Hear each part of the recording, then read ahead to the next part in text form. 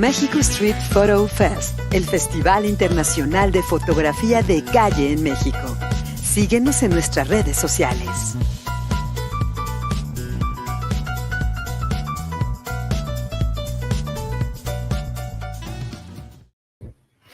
Hello everyone, welcome back. We are now starting the last transmission of the day. This is the last weekend of the Mexico Street Photo Fest, the International Street Photography Festival in Mexico.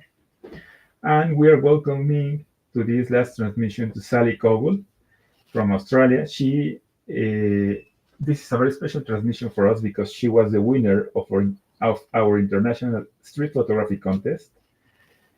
Sally Coggle is a photographer from Melbourne, Australia. Her primary photographic work revolves around the streets we live in. She is endlessly curious about people from all walks of life. Her photography attempts to invoke a sense of wonder for humanity, each picture capturing a moment in time and alluding to a bigger journey. With an ethos of honesty, she captures tender moments and offers a window to other people's world, from the little things that reveal the fragility of the human condition to unexpected moments. They are offered up with care and a sense of compassion.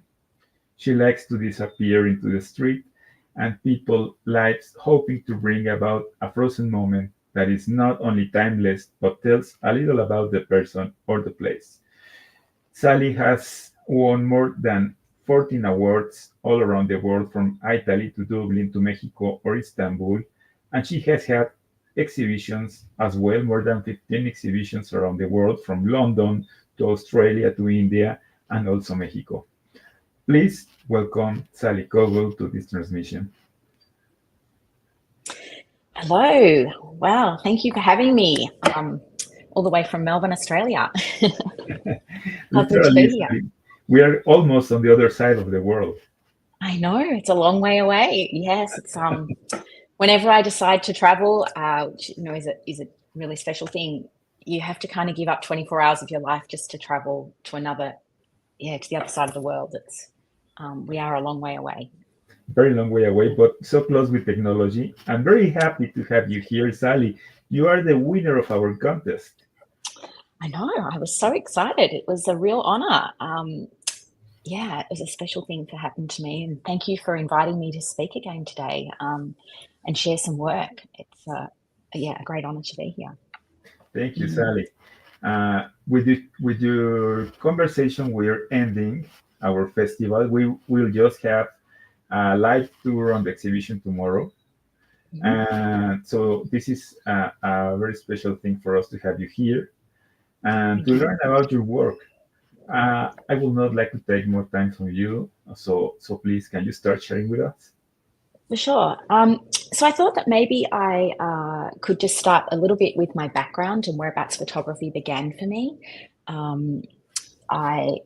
I guess as a school student, I studied photography, and we shot film, we developed our own film, and then we printed them, and that was kind of my beginning introduction to photography.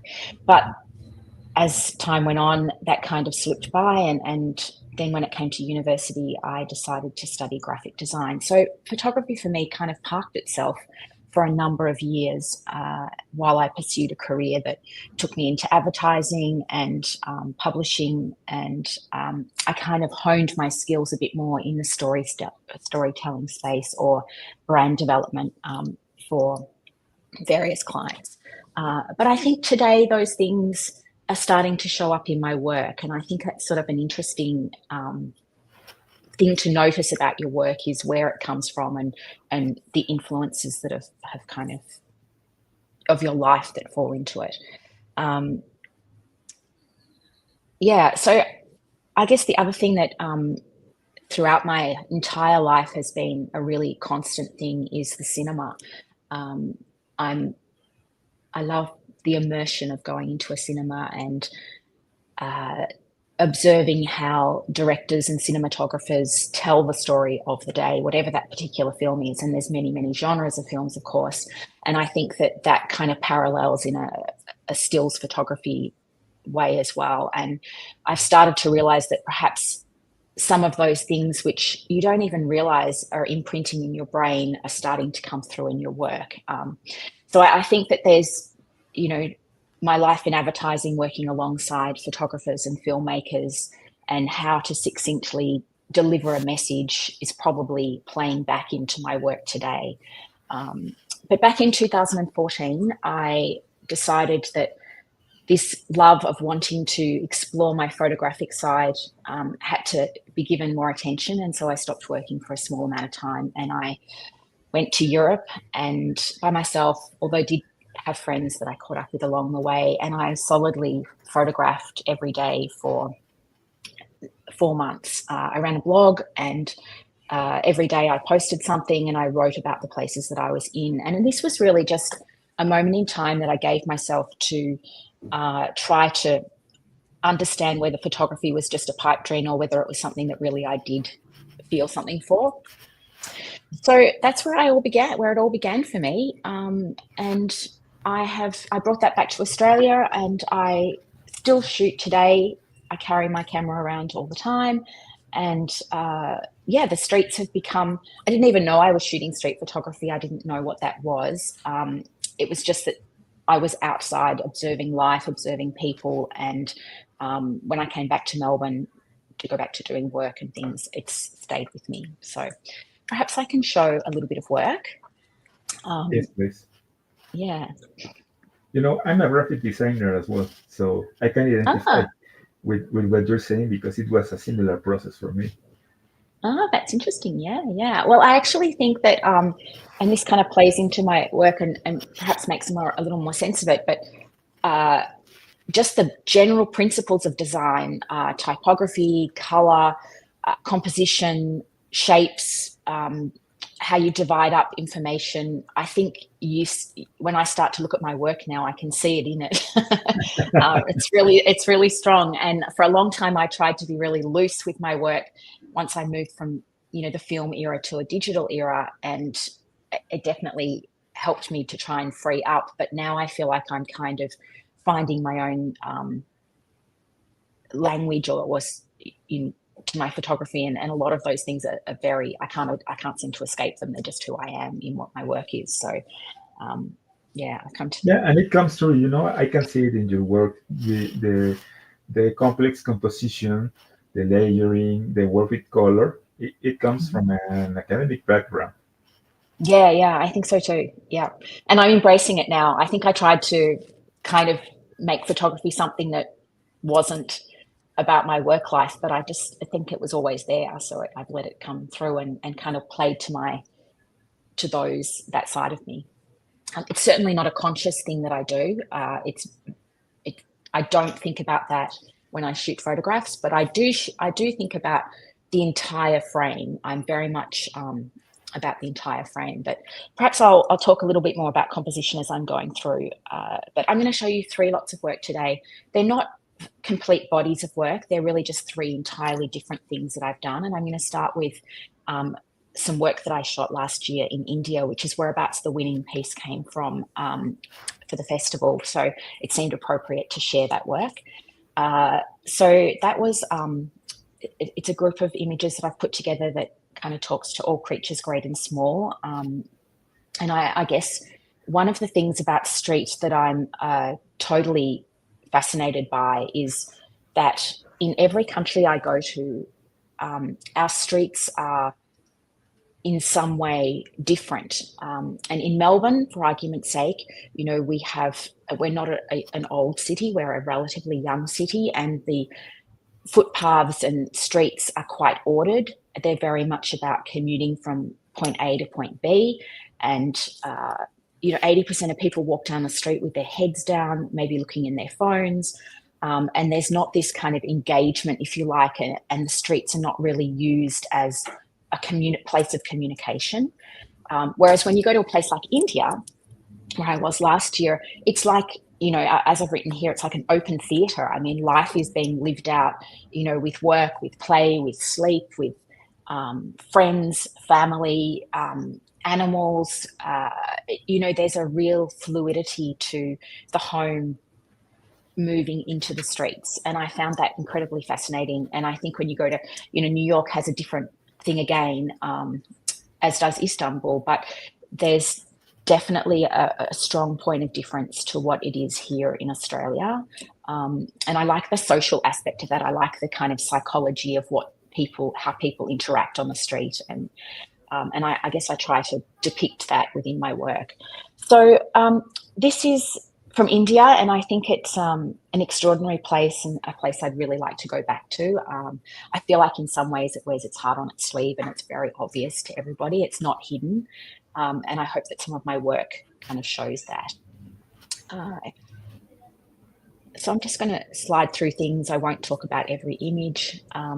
But I do believe in sequencing, and I do believe that, a single image can say one thing, but when you put it with a collective amount of images, it can build on that storytelling. So this is the image that won. And I still today, I shot it a year ago, a year ago, maybe last week. And I still smile at it. And I hope that it brings that to other people as well.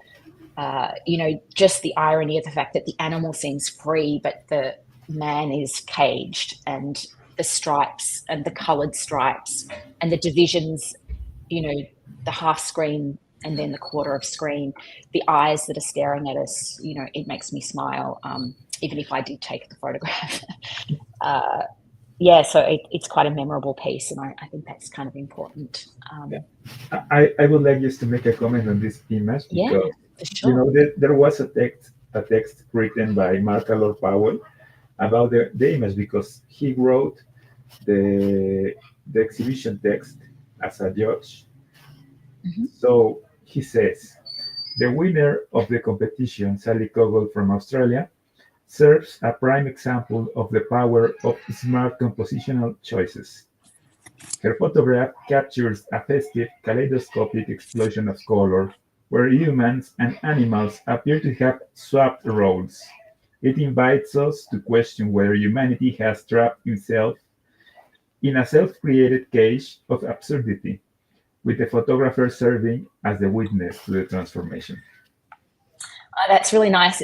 It's lovely to hear that kind of observation, because I agree that there is this, life.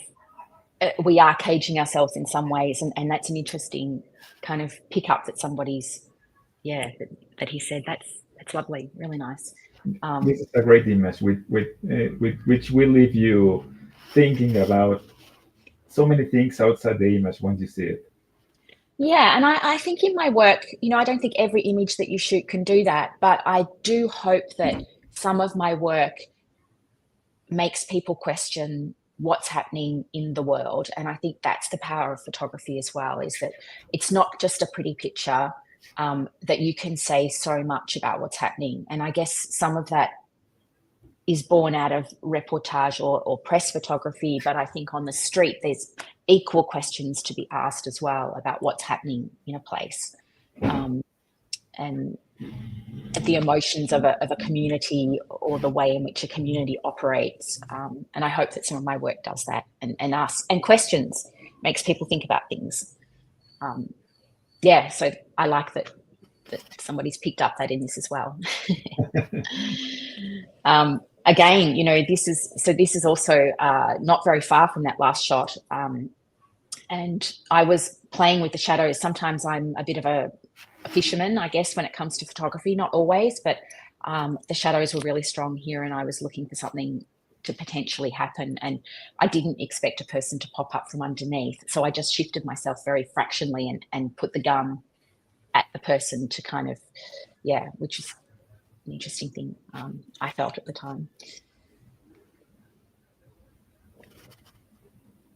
There's this kind of intersection of the way people interact in the streets, and it's very obvious, perhaps more obvious in places like India, where there's a lot of people living and working on the streets.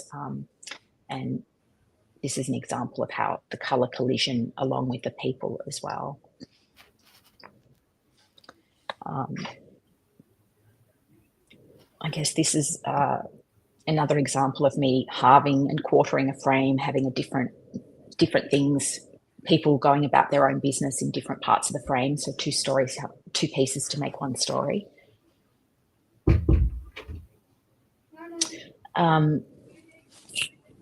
I think also when I shoot, I think about whether I'm going to shoot in black and white or if I'm going to shoot in color. And that is very much driven by the subject matter that I'm shooting, and the place I'm at and what it feels to me. I feel like India is saturated by color. It's in the typography, it's in the paintings, it's in the road work. When you drive along the road, it's in color in people's garments.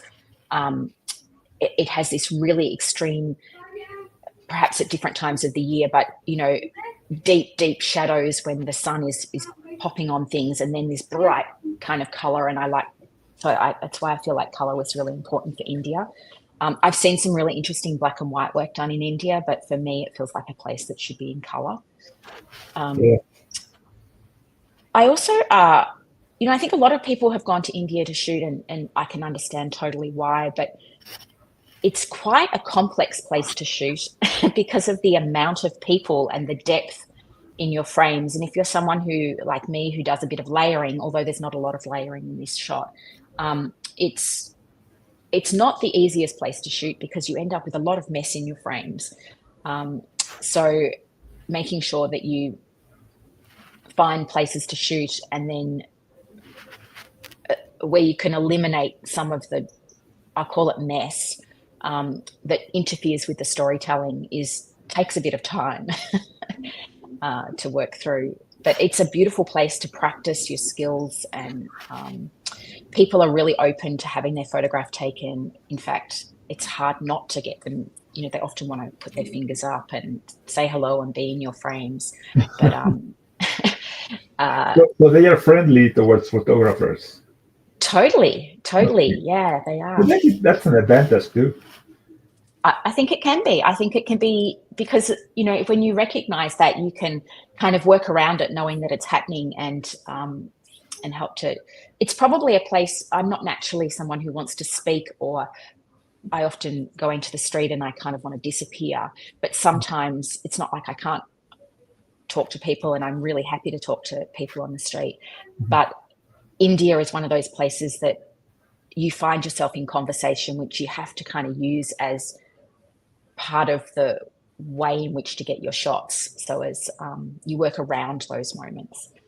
I love the previous photo. It is so realistic, It is not only perfectly composed, and the palette is so interesting because, the weirdness of it, I can look at it for so long. Yes, it's definitely, I think, the spontaneity and the joy is definitely there. There's even a little bit of a, I kind of like popping it in at a certain point because it makes you smile, and you kind of go, oh, this child's having so much fun behind the scenes of a carnival. Yeah. The kids they were quite delightful. Yeah. Just mucking around, their parents are probably people that were helping put on the rides and things, but they were out the back just doing their own thing and having their own joy, which is nice. Beautiful. Yeah, and I think there's a really strong, in India, connection between man and their animals, and this is all sorts of animals. It's not just chickens as it is here, but this young boy, the two of them were very much like they'd lived a life together, and they were kind of hanging out together, and I feel like that was something I noticed really strongly in India, that their pets or things are companions and part of their life and valued in that sense.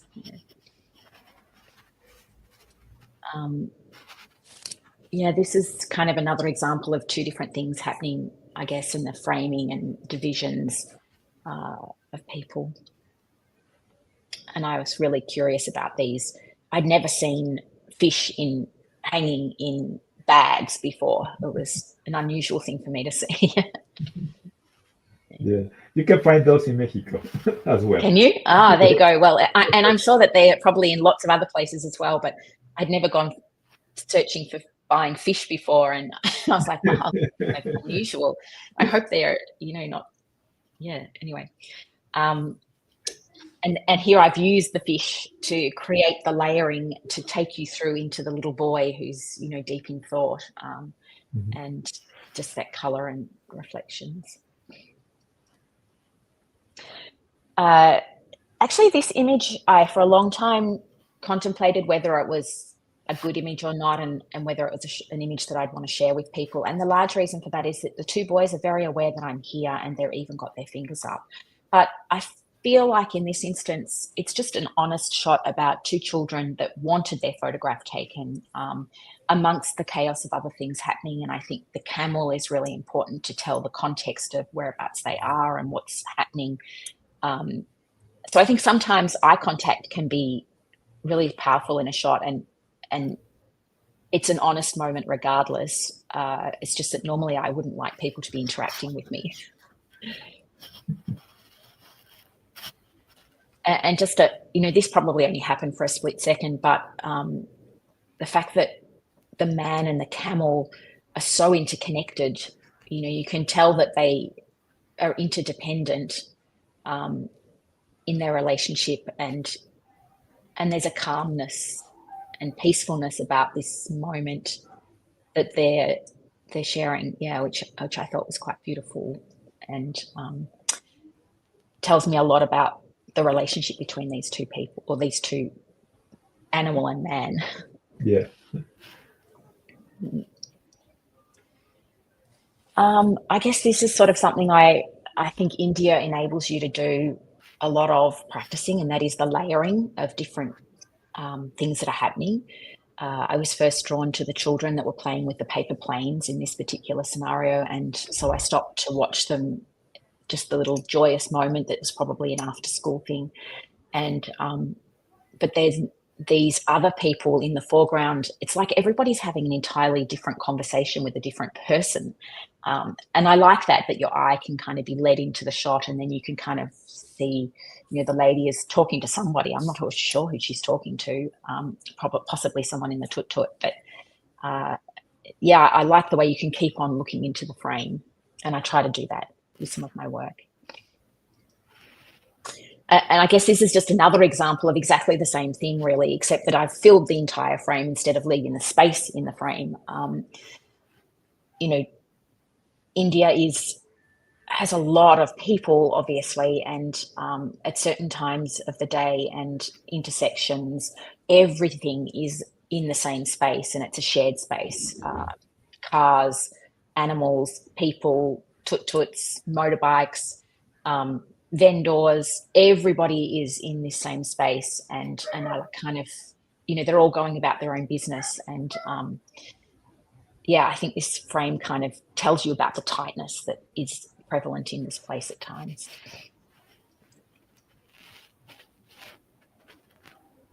And the emotion, you know, Indian people are quite tactile, and they're quite vocal, and they're, I like capturing that, and that sense of wonder. What is going on here? You know, what is this lady doing, and who's she talking to, and what's it about, kind of thing. Yeah, it looked like a discussion, kind of a discussion. Yeah. Actually, they'd got off a bus, and they'd come to the area for spiritual reasons to celebrate. So I think they were probably excited to see somebody or say hello, or and you can kind of tell by this frame that everybody's using the same space. And I guess this is another example of how design, you know, plays a role in my work. Yeah, I would have been attracted by, you know, the painting and the buses as well. Yeah. As a designer, I think it's I can totally understand that, and the typography is beautiful, you know, and I think that's So I'm very engaged by that.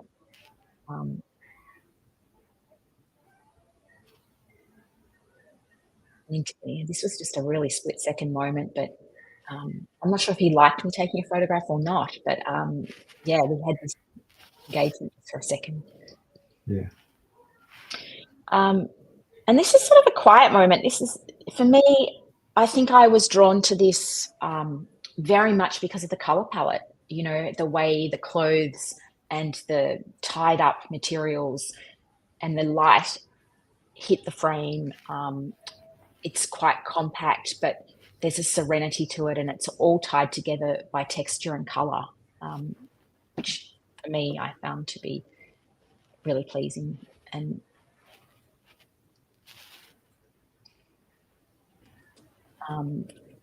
the sacred cow, this is, you know, for me, this is a little bit of a summary of some parts of India. You know, that the cow has such prominence, even in this beautiful glowing light in an area where typography and it's just an area that people would probably fix motorbikes. It's yeah, I don't know, it summed up something about India to me.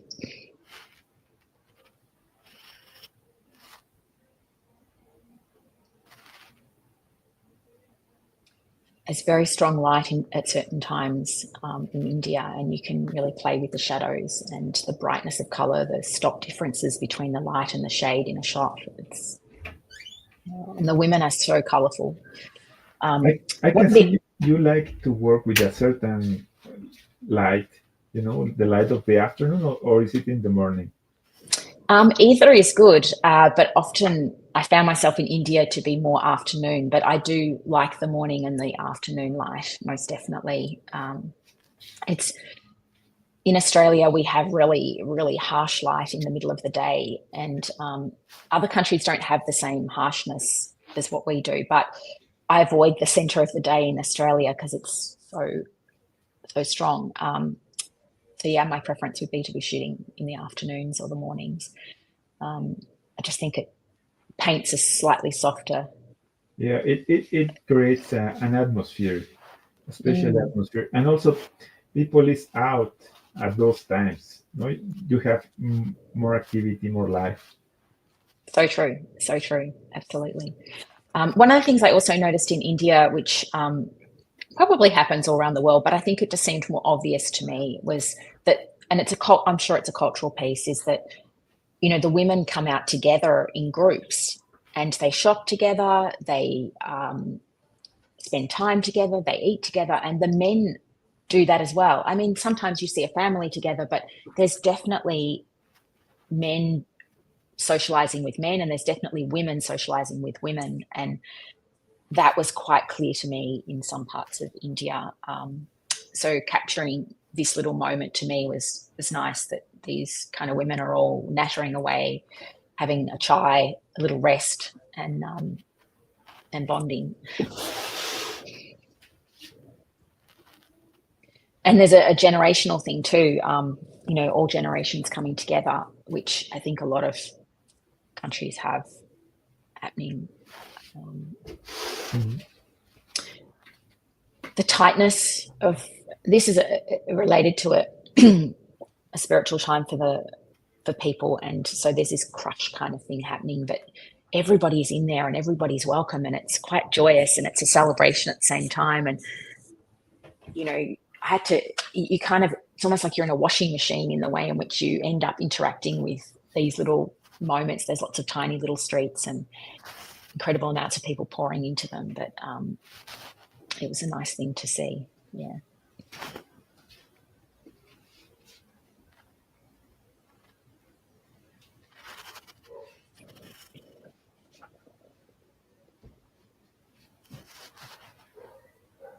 And that kind of brings us to the end of this Indian work. Obviously, I did a lot more while I was there, but this gives you a little bit of an idea of what I was photographing. And the next little presentation of work I've kind of brought. So this work was all done over a 5-week period, and although I've got lots of different stories I could do, the next group of images that I'm going to show you have been created for a period of years. Okay, it's a longer portfolio. Well, it's actually kind of what I do day to day. So it's not when I'm on vacation, it's when I'm living my life, if you like. And so in Australia, as in a lot of places around the world, you know, there's just day-to-day life. And as a street photographer, that's kind of what you're mostly shooting. And so I just brought together a group of images that I've noticed over time. I've started to develop a little bit more of my own style, and I guess I've been trying to find what that has been for a while. I think we all just instinctively do things, and then suddenly there's light bulb moments where you go, oh, okay, this feels like it's in a zone that belongs to me. And so there's most of the images that you're going to see in this particular group have been shot either in Australia, in Melbourne. And I should paint a little picture of Melbourne. Melbourne's, it's in the southern part of Australia. But we are known, if you were to Google us, we are known as a city that wears black. It's I don't know why that is, but if you go to Sydney, you're going to see so much more colour than you're going to see in Melbourne. But I am drawn to the colour, and my photographs have a lot of colour in them. And often I go to events, which I'm sure we all do around the world. They're like stages in themselves, whereabouts people are out to have a great time, and they're usually in a really positive frame of mind.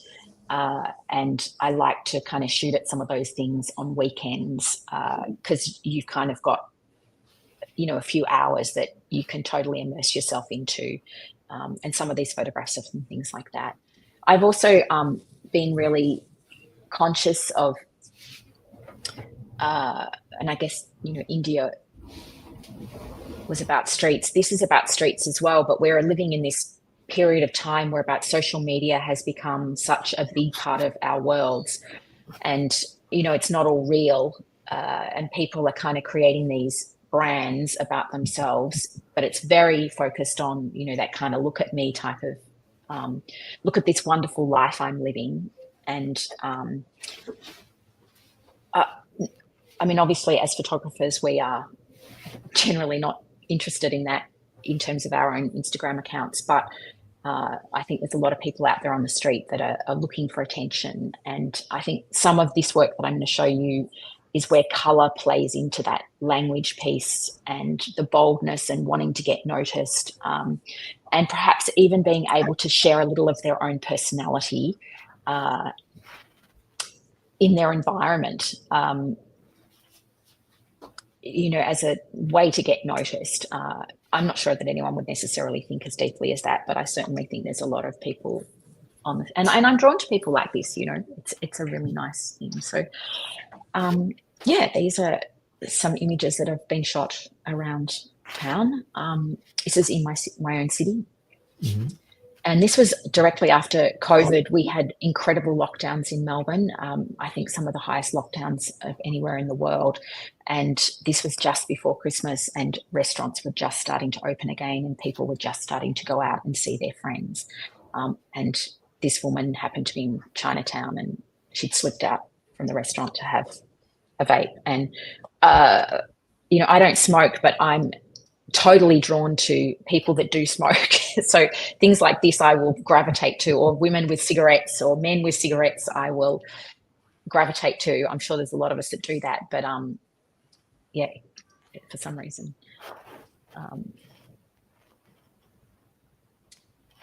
So somebody said to me a few years ago, a friend of mine here said, you shoot a lot of red, Sally. And I was like, oh, I didn't really realize that. And then I started to look back through my work, and I shoot a lot of red.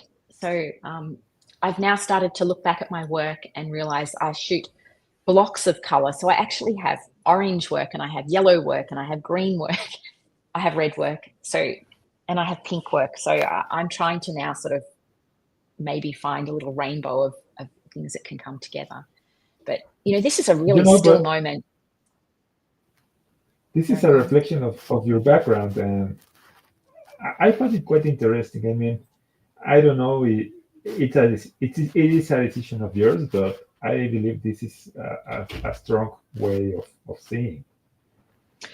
Thank you. Yeah, I guess it also stands out on the street when you colour is more obvious than the monotone things. But I do shoot quiet moments that don't always have colour in it. But yeah. And this man, this is one of the two stations that are in Melbourne, and he got off a tram, which is our mode of transport around the city, And I must have followed him for 10 minutes or maybe 7 minutes or something like that. And he ended up on this platform. But he has a pink suit on, pink shoes, a hat with a pink band on it. And nobody wears a pink suit. And so for me, this was actually a moment that I needed to follow. And he was obviously waiting for a train, and it feels so peaceful. And, and I was kind of just, but I had to follow this. It wasn't just sitting there in front of me. It was something I noticed and then continued out of. And these pretty ladies, I shot this recently at the Melbourne Cup, which is an international horse race here in Melbourne. And for a city that wears a lot of black, when you go to this particular event, which it's a sea of prettiness and colour and women that have gone to a lot of effort to look, beautiful for a day. And it's exhausting, and people are in high heel shoes, and by the end of the day, they can't walk in them anymore. But I kind of was drawn to this. There's 3 separate women there, and don't think there's any connection between them at all. Having a restful time. It was a hot day, and I just liked the way they sat.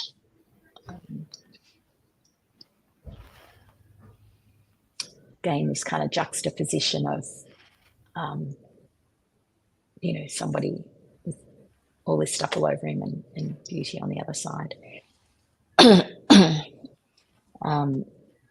Connection between 2 people through a pane of glass, but also challenges gender and identity and the joy that comes with, the fun that can be had.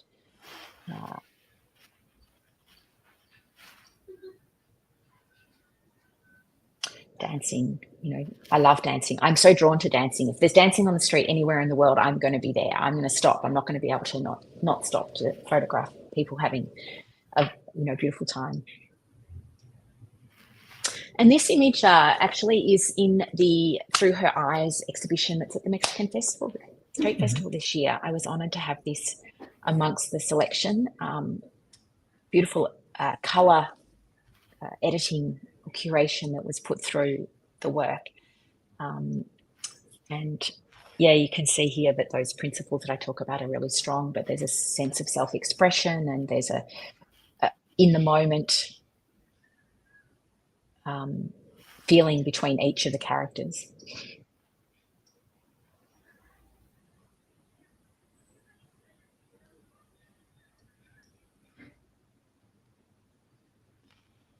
It's not quite on the street, but it's actually in an environment that, and I quite like the intimacy of this as well. They're going about their own business.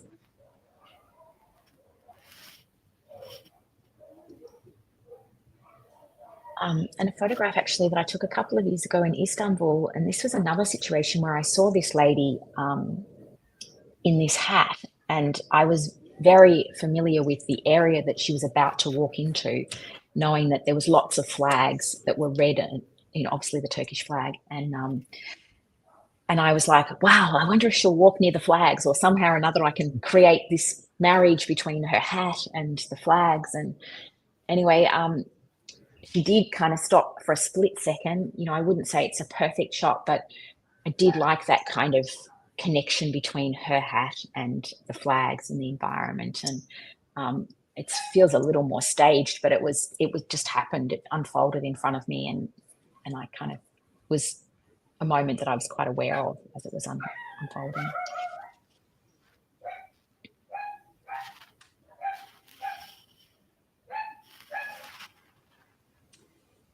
And a peaceful moment. This is a place in Melbourne that's a little amphitheatre that sits beside the river in town, and it's a meeting place, a place to have your lunch, and kind of serenity of it. But you can see I'm totally drawn to red.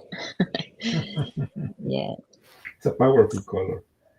Yeah, it is. Oh, wow. It can be passion. It can be fire. It can be, it can be so many things from an emotional standpoint that, you can express a lot with it. Most definitely. Yeah. So the final group of images that I'm going to show you is actually from a project that I've been working on and I'll continue to work on. But this was sort of back, I mentioned in 2014 is when I started taking photographs to really discover whether it was part of what I wanted to do. And this was the first moment that I really became immersed in a scene and immersed in nothing else existed for maybe an hour or so the first time I was here in one of these events. And it kind of sparked my continued journey, if you like. And so I've gone back to look at this particular time of year in the southern part of Italy. It's Holy Week. It goes for approximately 7 or 8 days, and many of the little towns celebrate slightly different things. So this selection of work is, it's not really a sequenced group of works because there's too much in it. It's a much more long form project. I'd say it's a little more documentary based, but it is based on the street, and nothing's staged within it. But it's, I feel like it could go on for 20 years, but it's a ritual that's been practiced in probably many countries. They all have their own rituals for centuries. And I wonder what is going to come of this in the next 50 years and whether or not, you know, some of these old towns don't have, you know, the younger people are moving away. They're not staying in the towns because there's employment issues or other things that are happening. And I wonder whether or not some of these things will continue. So I sort of feel like it's important to document them. I'm not the only person doing this. I thought I'd just fallen over something amazing years ago, but that was just naivety on my behalf.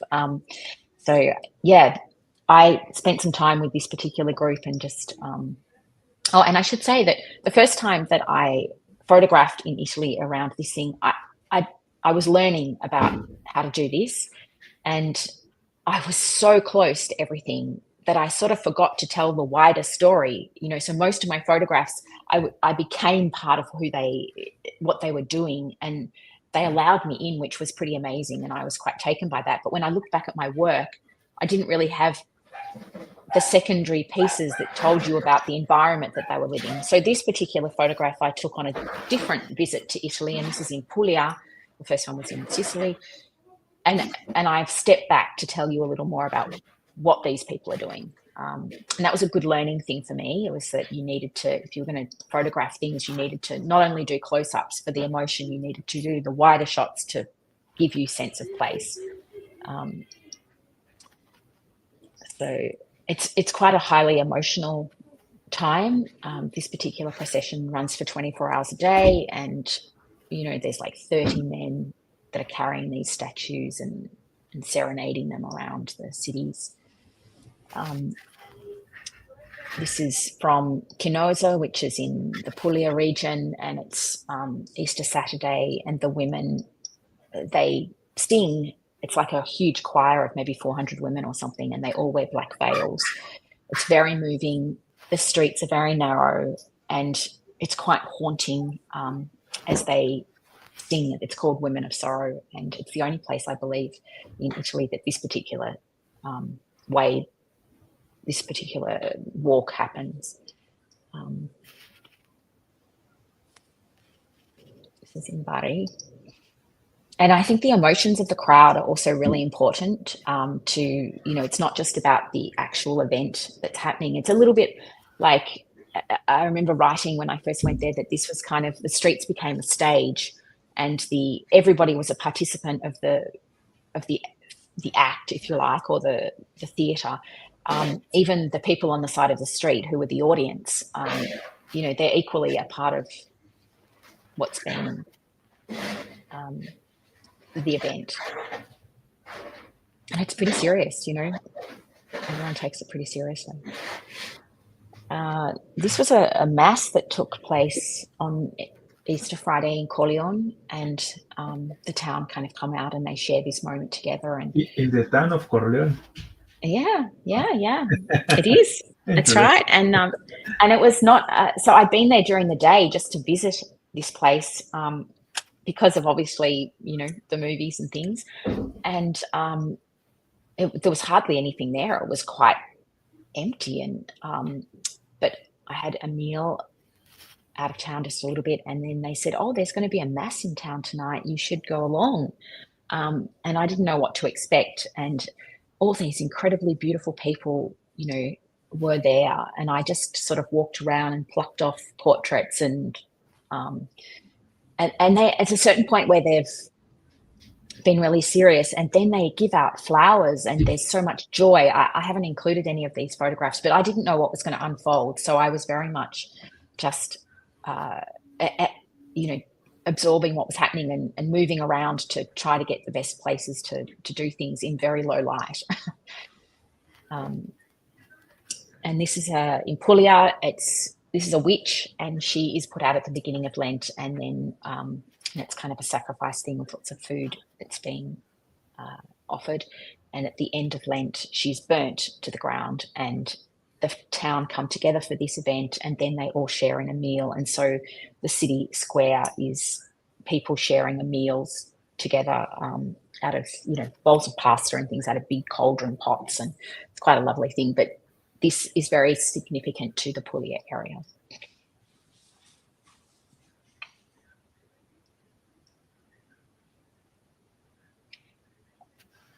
So you can kind of see I get up close and personal at times with the work as well, and I do enjoy that when it feels like it's the right time to do it.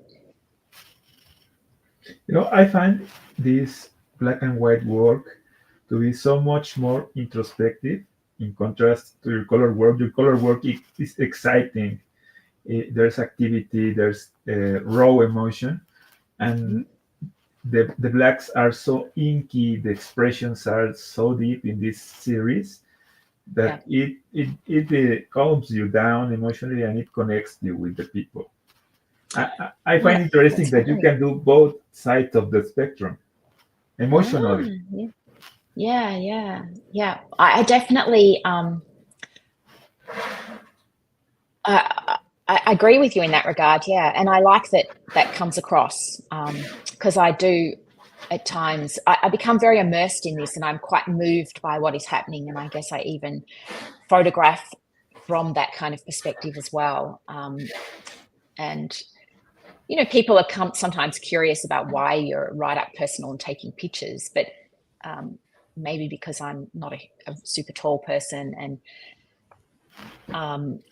I very much, I don't hide my camera. I'm totally open with what I'm doing, and I'm gracious for the fact that somebody allows me to capture them in their moment of an emotional state. I think I'm quite drawn to that. So there is this two sides to me kind of going on. Yeah, electrical vibrancy and introspective darkness. Life has those contrasts in it. Yeah, it surprises me a lot. Thank you. Yeah, well, that's it. Actually, this project, I just brought these along because I did 3 zines this year, and it was a really great exercise, and it was bringing together this work from Italy in 3 different kind of parts, and it was a bit of putting my toe in the water to see whether or not my work was strong enough, if I had, to actually put things together, and then share it with people and see what their reactions were, because it is quite a personal type of work, and I got really great feedback from people, and I really encourage people to print your work and put it together and make it physical.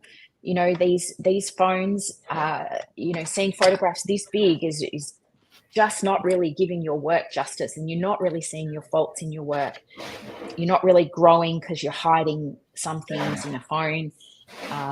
But it was a pretty important exercise to do for me, and made me realize that I should do it regardless of whether anyone else was to see them or not, just to see how your work comes together. So I did that earlier this year, which was great. Okay, can we find those on your website? You can't at the moment, but you could DM me very easily through Instagram, or you could contact me through my website, and I can definitely, Okay. Can we see the cover again? For sure, absolutely. So this is, for argument's sake, This is in Collion, this particular one.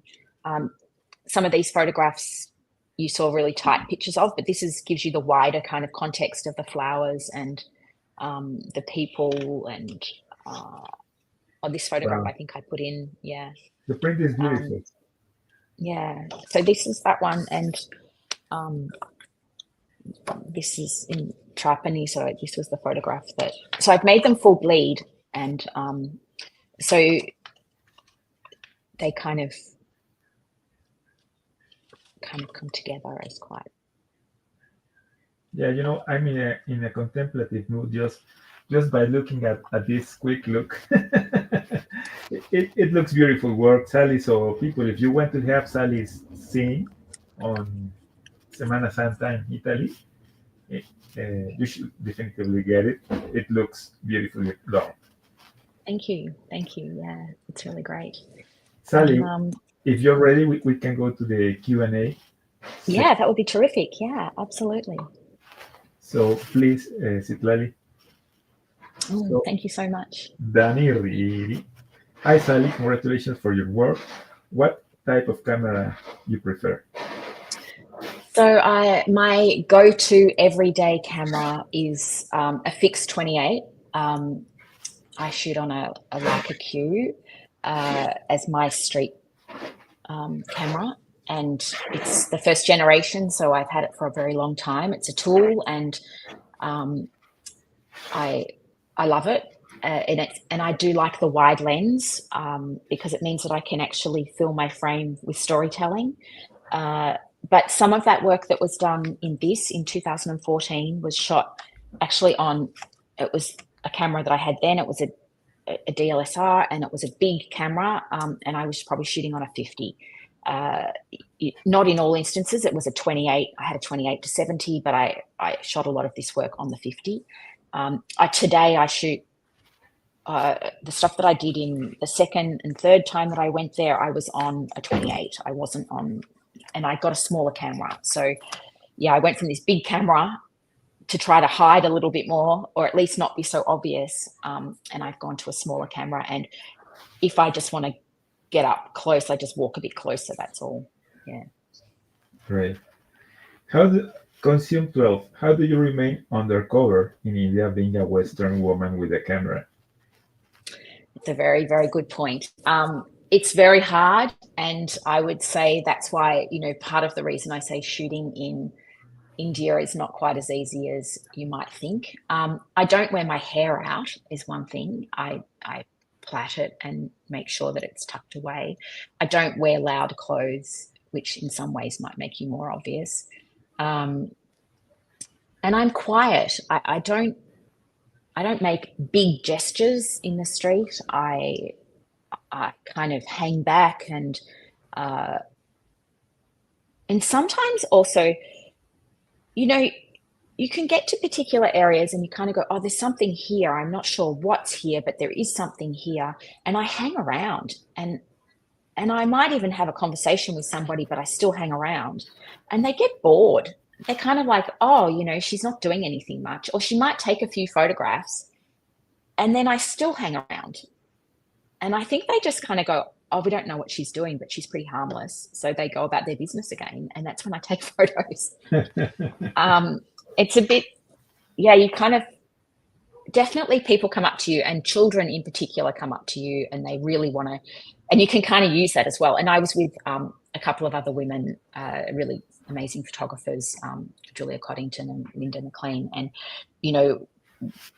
they might go off and play with kids, and then or I would go off and play with a kid or something, and then we'd each be able to shoot different things. So if you're with other people, you can kind of feed off each other as well. But generally I hang around to the point where you can tell when you've worn your welcome out, and you just move away once that happens.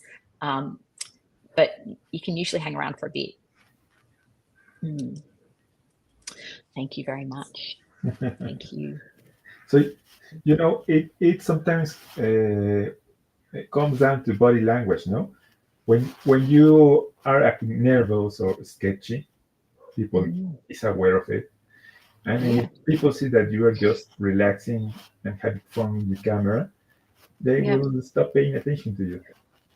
Yeah, that's so true. So true. And I think body language is a really big part of it. There's a certain amount of, I say confidence, but I don't mean confidence like being brash. I just mean confidence that you belong there in their space, and as long as you're showing gratitude and respect for what is happening, I think people in some ways are quite flattered. I mean, sometimes they ask you questions about why you're doing this, and just be honest. Like, don't make up something, be honest. Whatever it is that you're drawn to, tell them about that. And so often people just become disarmed and just let you be, and in a place like India, where the animals are also very much a part of the work life and a part of the streets, you can talk about the curiosity of how the goat is doing something, or the chicken is doing something, or somebody's sleeping with an animal, or whatever that is. And I do think body language is a big part of that. And when you're not, I'd never want to be threatening on the street. And if somebody doesn't want their photograph taken, I won't take it. I think body language is a big part of it. Great. Sally, we have many congratulations for your work. Thank you so much. It's very, very warming. And so deserved. So, Sally, maybe you want to add something before we end our conversation? I just like to actually say thank you to you and the whole team of people from the Mexican Street Photo Festival. I feel very honoured to, one, have taken out first prize, but secondly, to be invited to speak. And I think you guys have put on an incredible show. It's, I'm at a distance, but I've been able to share in what's been happening, and that's a really special thing. So congratulations to all of you. I'm looking forward to the Sony camera that's coming. I haven't received that yet, but I know it's on its way. It's I have confirmation of that. And so thank you to the sponsors, because, that really helps you guys put on a show and celebrate with the photographers that have pick up prizes. Sony was very generous with the prices, and it may be arriving Monday or Tuesday. Yeah, I've had confirmation pop through, so that's very nice. So let us know if it arrives well. And we are also thankful to you, Sally, for your generosity of being here today and sharing your vision with us. So with this last transmission, we are ending the activities for today. And tomorrow we are just having a live tour on the exhibitions on the museum. I'm going to speak in Spanish now. A nuestra audiencia mexicana les recordamos que el día de mañana en el Museo de Arte Contemporáneo Querétaro tendremos un recorrido guiado por los organizadores del festival a partir de las 4 de la tarde. Es el último día de la exposición. Si no han ido a verlas, pueden aprovechar. Sally, and back to you. So, thank you. Thank you very much. I hope you have a good night in Australia. A good day. It's 6 a.m. It's just starting to get light. Okay. So have a great day in Australia. Thank you so much for having me. And if anyone wants to chat, just feel free to, Instagram Sally Coggle, and I'd love to connect. Thank you so much for having me. Have a great day or evening. Great day. See you. All right. Bye-bye.